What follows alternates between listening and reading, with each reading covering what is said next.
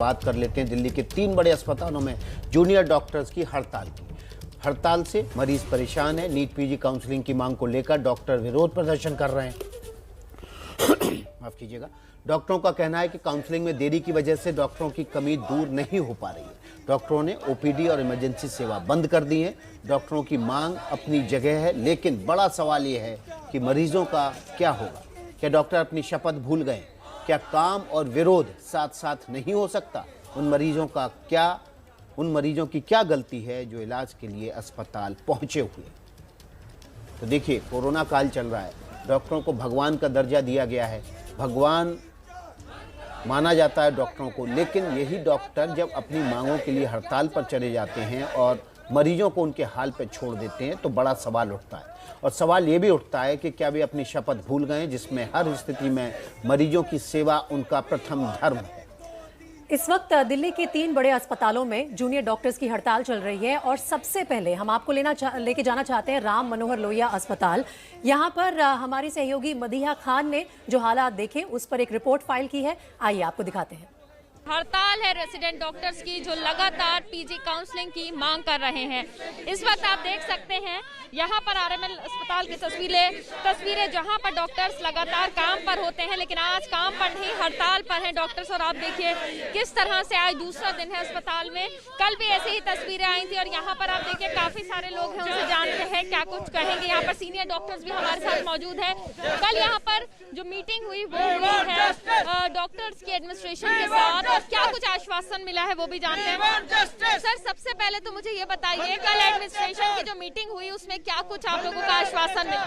कल एचएम साहब भी आए थे और डीजीएचएस साहब भी आए थे, तो पॉजिटिव वे में मीटिंग हुई है। उन्होंने अपनी सारी बातें बता दी कि जो मैटर है ये सब जुडिशरी है, तो इसमें हम लोग जो अपने तरफ से ड्यूज हैं वो हम क्लियर करेंगे कि ताकि सुनवाई डेली बेसिस पे हो और फास्ट ट्रैक में गठन हो और सुनवाई जल्दी होने की वजह से नीट काउंसलिंग जल्दी हो। क्योंकि फिर हम लोगों ने कहा कि नहीं हमें वर्बल एश्योरेंस नहीं चाहिए। इससे पहले भी आप लोगों ने वर्बल एश्योरेंस दिया था, तो रिटर्न पे हम लोगों की कि हमें कुछ रिटर्न तो मिले कि कुछ वर्क प्रोग्रेस हो रहा है, लेकिन ऐसा अभी हमें कुछ मिला नहीं है। लेकिन उन्होंने ये बोला कि शाम को 5:30 बजे तक हम लोग सुप्रीम कोर्ट में अपने तरफ से जो हैं वो क्लियर करेंगे ताकि काउंसलिंग जल्दी हो।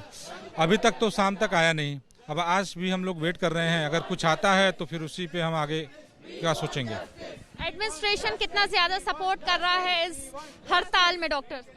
चिकित्सा के क्षेत्र में इतना इम्पोर्टेंट वर्क होते हुए सरकार और कोर्ट भी हम कहेंगे हमें आश्वासन पे आश्वासन दे के बार बार हमें झुटलाया जा रहा है। हमने 30 तारीख को जब इंटीमेशन किया था तब भी हमें 2 तारीख का हमें दे के चले गए आश्वासन की 2 तारीख के बाद हम कुछ एक्शन लेंगे। कल भी हमारा स्ट्राइक था, वो आए, डीजीएचएस भी थे, हेल्थ मिनिस्टर भी थे, वो हमें 4-5 बजे का आश्वासन देके चले गए कि हम कुछ एक्शन लेंगे। देख सकते हैं यहाँ पर रेसिडेंट डॉक्टर्स लगातार कल से हड़ताल पर हैं और डॉक्टर्स का यही कहना है कि जल्द से जल्द जो पीजी है उसकी काउंसलिंग हो ताकि और डॉक्टर्स जो है वो अस्पताल में आए, ताकि जितना भी वर्कलोड है उसको कुछ कम हो सके। तो चलिए, आरएमएल हॉस्पिटल के बाद अब आपको ले चलते हैं दिल्ली के सफदरजंग अस्पताल। देखिए निवेता शांडिल्य की ये रिपोर्ट।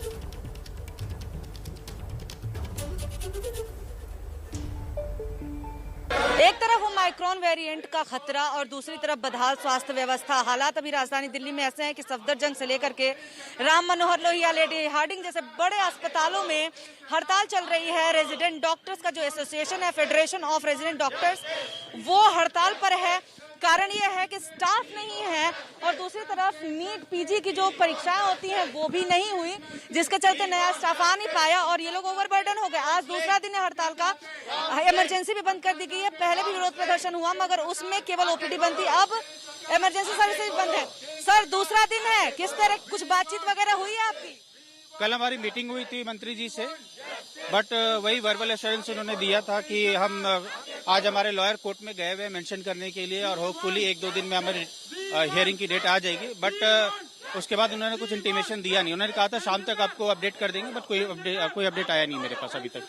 कल director general of health services आए थे, उन्होंने आप लोगों से बात करने की कोशिश की थी, तो उसका क्या हल निकला?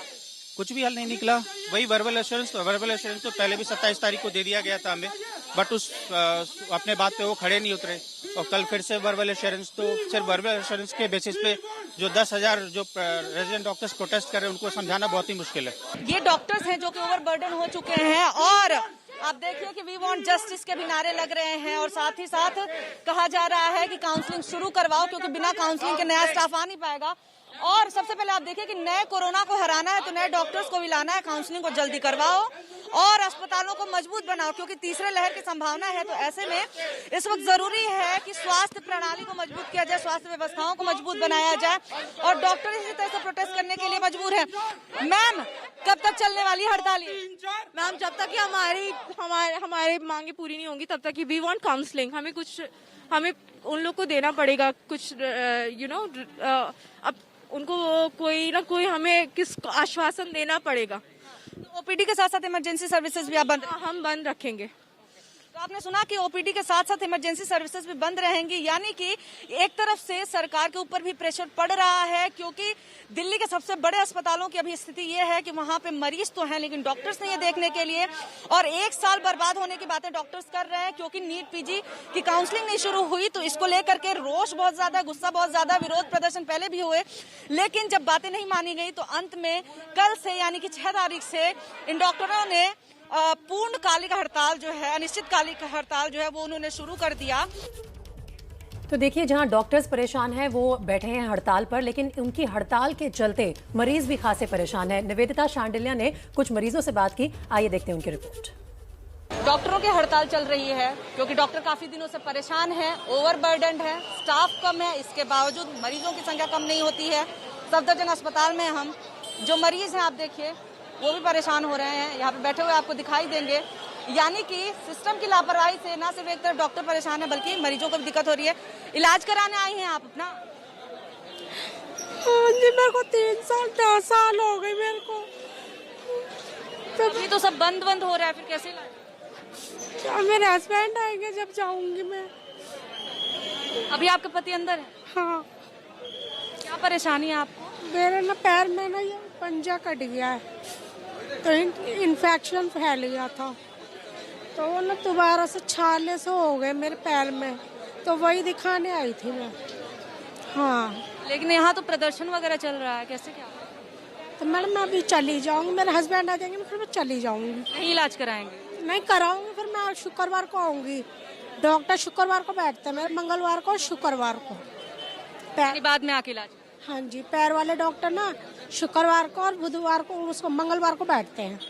तो ये इस तरह से भीड़ भाड़ हो रही है, सब कुछ है, पति भी आपके अंदर कुछ दिक्कत क्या हो रही हो? हाँ जी, तो काफी भीड़ भाड़ है, प्रदर्शन है, आप इलाज कराने आई हैं, पैर कटा हुआ पंजा? पता नहीं था मैडम कि आज हड़ताल है, नहीं तो मैं आती नहीं, आज शुक्रवार को आती फिर मैं।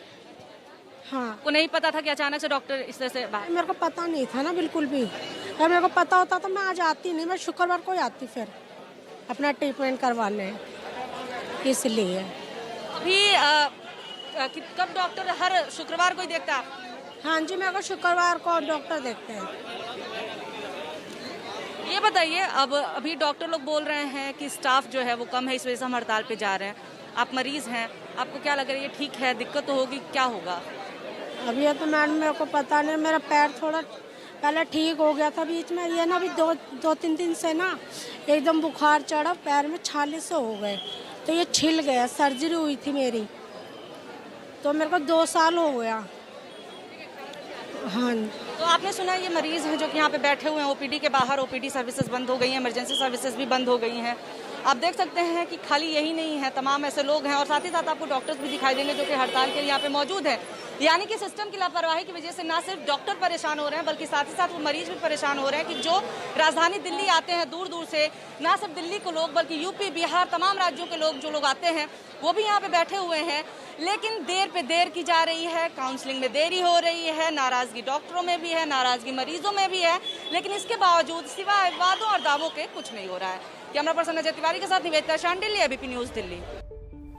तो बड़ा सवाल यह है कि इमरजेंसी सेवाएं तक डॉक्टरों ने ठप कर दी। ऐसी सूरत में जो लोग इमरजेंसी केसेस इमरजेंसी में पहुंचेंगे उनका क्या होगा? और सबसे बड़ी बात है डॉक्टरों की जो शपथ है, मरीज सर्वप्रथम, उसका क्या होगा?